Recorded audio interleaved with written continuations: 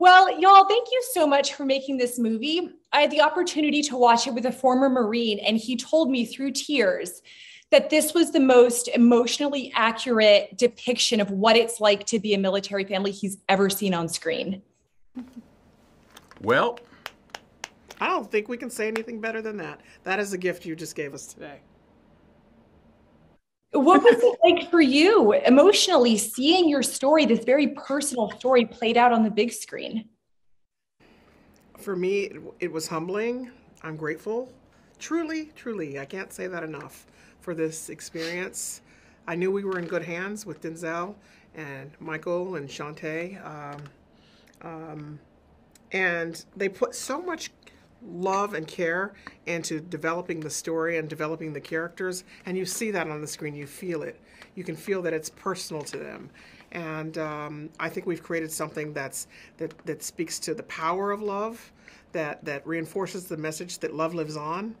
It doesn't die, and it's, as I say, it's funny in parts, and I think it's a film that you want to grab the people you love and see it with them. Take them and see it with them. Yeah, absolutely. Now, Denzel, I heard that you started every big moment in prayer. Talk about the role that your faith plays in the projects that you tackle, and especially this one. First day of shooting, I put the whole crew together, and certain days, just wanting to get a spirit of unity, and to understand and appreciate the responsibility we had, the lives that we were in some way responsible for telling their stories, and that it shouldn't be taken lightly. It wasn't a pressure, but it's an honest responsibility, and I by the grace of God, I was the man for the job, I think. I wanted to do it. I wanted to be there, and I wanted to tell Charles and Dana's story.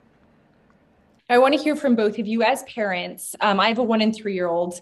What advice would you give Christian parents to raise their children to know and love the Lord in a culture that kind of pushes against us all the time?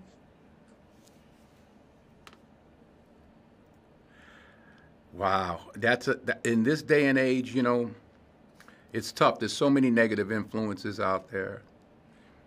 Social media, obviously, all the obvious ones. But the enemy is the inner me.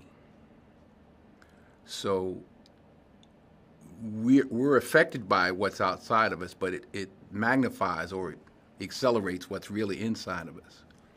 And we're such a divided country right now. That was one of the main reasons I wanted to make this film, because it's about real heroes. We are the United States in theory, not so much in practice. But in theory. Here's a man, and there are many men and women, children, wives, husbands, that have sacrificed, given their lives for their country.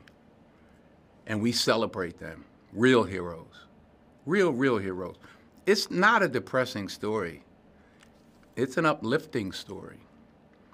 But it's about real heroes, real leaders, real sacrifice. The joy in that, the love in that, the pain in that, the sacrifice in that, and through the eyes and the life that her son will lead, he's 15 now, the future in that. Dana, do you have anything to add? Well, for me, you ask about what I say to him about keeping God at the center of his life, and he does. He prays every night. And Talking about your son. Yeah. And Denzel gave him a prayer book that he values. I say to him, Jordan, you know how much you can feel how much I love you? You know that, right? And he says, yes, Mom. I said, God loves you even more. That's the truth. And so Charles was a Christian man. You will see glimpses of his Christianity in the movie, which I hope will make Christians who go out and see the movie smile and feel warm inside, particularly in this season of Jesus' birthday.